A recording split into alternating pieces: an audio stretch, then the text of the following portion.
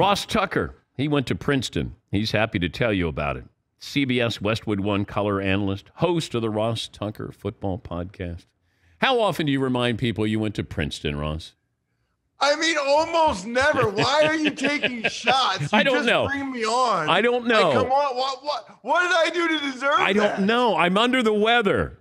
I'm under the weather, and I'm mad, and I want to lash out at somebody, and I lash out at Fritzy all the time. And so you popped up on the screen, and I have to yell at you. Well, I hope you feel better. Yeah. I've been watching this week. I saw the hat and everything. You're a warrior for doing the show all week, even though you haven't been feeling great. I'll say this, Dan, in all sincerity, people bring up the Princeton thing all the time. It's not me. It's like people have like a little bit of like a inferiority or insecurity thing about it. I don't know. I don't bring it up. Well, it's not relevant to the NFL or even college. Nobody asked me about Princeton football. So it's not, but people always bring it up somehow. But people expect you to be smarter, right? I think that's fair. Yeah, it's like 8 years in a row. It's the #1 school in the country. The reality is, and you know this, football absolutely helped with me getting accepted there. In fact, Dan, I never told you this before. The valedictorian of my high school, my year, had 1550 SATs back when they were really hard. He did not get into Harvard or Princeton. I got into both. And let me just tell you, my SATs and my class rank were lower than his. It was bad. I mean, I saw him in the hallways. All he ever wanted to do was go to Harvard or Princeton. And all I wanted to do, Dan, was play football at Penn State. So I saw him in the hallway. I'm like, listen, man, when you were fooling around studying, I was lifting weights trying to get into the best colleges. Wow. Sure that made him feel better. Oh, he went to Columbia or Penn. He's a doctor. It doesn't make a difference. I'm sure he's doing great. All right, your reaction to the NFL schedule release. Is there one thing that stood out more than anything else? Well, two things stood out to me. Number one, the fact that they made it like a 10-day mini-series, Dan, is just hilarious. I mean, they started last week with the international game announcement. Then they had the initial Amazon game announcement. Then they had, it's unreal what they've made this into. And guess what? We all feed into it. Yeah, I'm fine with it. We all eat it up. Yeah. They were giving standalone games by releasing it that way. And 8:45 in the morning, and they're giving me the Thursday night Amazon game. I'm like, all right. You know what they should do? You know what would be amazing? Next year, announce the schedule one team at a time. So like they announced the Jets schedule, and Patriots fans know 2 of their games. Then they announced the Dolphins schedule, and Patriots fans know 4 of their games. And people are putting it together, and then there's leaks. It's unbelievable how much intrigue there is to it. So that's one thing that jumped out to me.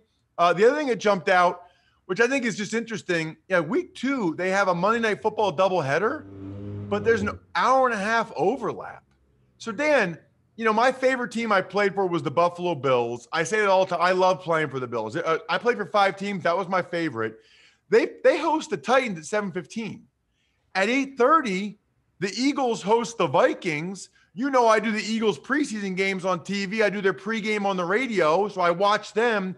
They've got like the 2 teams I watch the closest overlapping in quote unquote standalone games. They've never done it before. I just talked to Michael North from the NFL on the Ross Tucker podcast. He said they might try 3 different kinds of doubleheaders next year. It's a little bit weird, but they're experimenting. They're trying something different. We're talking to Ross Tucker. He went to Princeton, and former NFL lineman, host of the Ross Tucker Football Podcast. Who's the Bengals this year? Such a good question. I think they'll be good. I'm not sure they're the favorite in the AFC North. I think the Ravens are going to come back with a vengeance. Now, not how are the Bengals going to be. Who will be this year's Bengals? Oh. I thought since the Bengals had 5 primetime games, you were like doing an existential question of like, who are they? Are they worthy of that? This year's Bengals. That's a good question. Do the Broncos count? Sure. Or is that unfair? No. I mean, okay, then probably the Broncos. I was going to say the Eagles. I was going to say the Eagles. You know what? I can see the Eagles being very good. I really can. I mean, they're so good up front, both sides of the ball. Look at their schedule, which I'm not a big believer in, they have an easy stretch or a tough stretch because it evens out. Yeah. But they really have a great chance to get off to a great start. It's Hurt's second full year as a starter. They have A.J. Brown.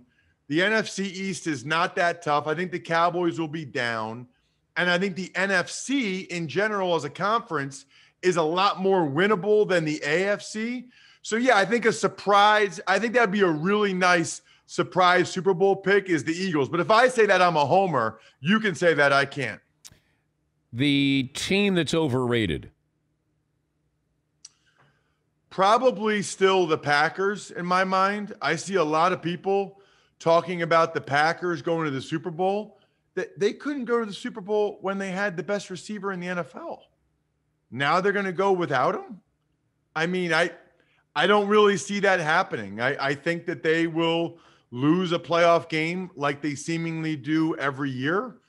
I'm not feeling the Packers getting to the Super Bowl. I just think you lose a guy like Devontae Adams. I think there's a vibe. I think it hurts the locker room. Did you see all the Titans players? How upset they were when the team traded A.J. Brown? Well, so was the coach. That's conducive to winning. Mike Vrabel did his best acting when he had that press conference, talk about losing A.J. Brown. It's like, I understand what management's doing. Like, okay, good for you. It's awkward, Dan. And I think John Robinson and Mike Vrabel get along great. But if things start to go south there, fully well, Vrabel's going to say, oh, really, ownership? Amy Adams Strunk? It wasn't my idea to move on from A.J. Brown for monetary reasons. Plus, Vrabel had just come out 3 weeks earlier and said that they would not trade A.J. Brown as long as he was the coach. Yeah. Vrabel's a former player. We were teammates in New England. He knows that's a bad look for him. You say something publicly like that and then go against that, it's not a good look. The underdog, the most underappreciated team going into this season will be? I think the Ravens. Because of how they finished last year, because they trade Hollywood Brown and they have quote unquote no receivers, I don't think people realize how good they have a chance to be. They were absolutely decimated by injuries last year. Lamar obviously didn't play at the end of the season. I think the Ravens come back with a vengeance. I think there's a great chance they win that division. I'm curious about the Cleveland Browns with Deshaun Watson and when he plays, how much he's going to play. Does he get punished at all this year? Feels like these trials, these cases are not going to be heard until after this upcoming season. I don't know if the NFL is proactive on something like this or they... And is that a reason why the Cleveland Browns could be holding on to Baker Mayfield a little bit longer? That if Deshaun is going to be suspended for 6-8 games? Well, if you look at the Browns' schedule, Dan, and this is what people do, and I do it as well, to try to read the tea leaves, they didn't give the Browns a whole lot of primetime games. And they didn't give the Browns primetime games early. I think it's bad for business. I think whether he's suspended or not, it's bad for business to have Deshaun Watson while these legal cases are hanging over his head in primetime. Everything they do, it's the thing that makes me laugh about all the fan bases that are all upset and the NFL hates them. This, the whole thing is to maximize ratings. This is a business. They're maximizing. They don't care about they don't hate your team any more than they like some other team. They like ratings, but they also don't like bad PR. Which is why I think they're trying to hide Deshaun Watson and the Browns as much as possible. I don't think they see the value. Look, Jerry Jones probably says to him, put the Browns on every week. People will be complaining about it, and any publicity is good publicity. NFL doesn't see it that way. And I think their schedule and the lack of primetime games for the Browns, pretty good indicator because they're probably the best team to have the fewest amount of primetime games. If Tom Brady, former teammate, asked for advice that he's going to go into the broadcasting booth at some point next couple of years, what would you tell Brady? Yeah, really simple. Make sure you're having fun. He's so intense. I am not worried about him from a preparation standpoint at all. He's the biggest psycho I've ever been around. And I mean that as a compliment. Like, he will be crazy prepared, but can he just enjoy himself? You know, I like Romo a lot because I like broadcasters, Dan, that I can tell they love it. I can tell they're having fun. It's the reason why your show is so successful. Everybody can tell that you guys and the Danettes, you're having a great time. That's what it's supposed to be. I can tell Romo's having a blast. There are other guys, I'm not always sure if they love football. I'm not sure if they're having a really good time doing it. I don't know if Brady's going to be able to do that. I think he's going to be so intense about the information and wanting to do well. I don't know if he'll be able to loosen up and relax and really enjoy it. And I think it's hard to really be good if you're not enjoying it. That needs to come across. I think it's bananas that he got that much money without ever having done it before. It's one thing for Romo after he proved himself. It's another thing for Aikman after he proved himself. To give Tom that much money when he might stink, he might not be good at it, is really an interesting decision. And you can over-prepare. And having worked with analysts, you tell them, just cut it in half because you get so consumed with, I got to know everything.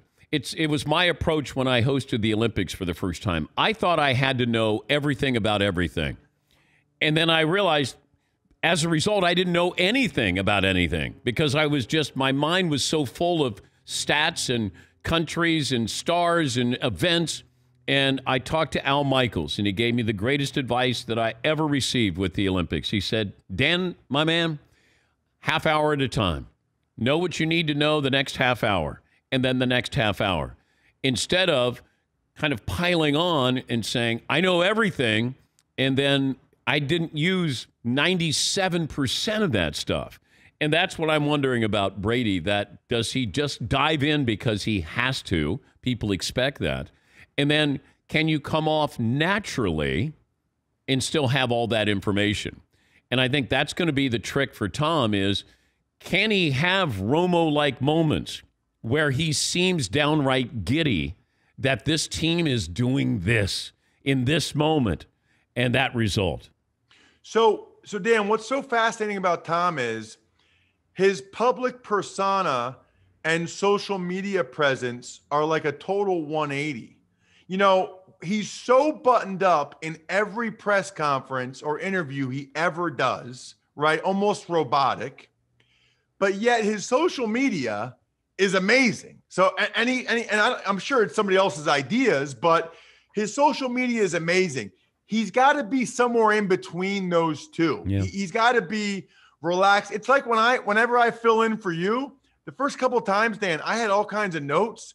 And then like 5 minutes in, it's a Meat Friday, and Paulie asked me what mustard I wanted. The next thing I know, it's noon, and I'm putting sausage, I'm putting brats in my cup for the drive home. Like, I don't even have notes when I fill in for you anymore. It's unbelievable because it happens so much more naturally when you just engage with the guys. Well, Paulie would suggest you had a couple of notes next time you did it. Just saying. Just like 4 or 5. Just a couple of notes there. Jumping off points. Yeah, that's all. Yeah, just a couple of notes. That's all. Hey, it's great to talk to you as always. Thanks for joining us, and thanks for all the input that you provide for us.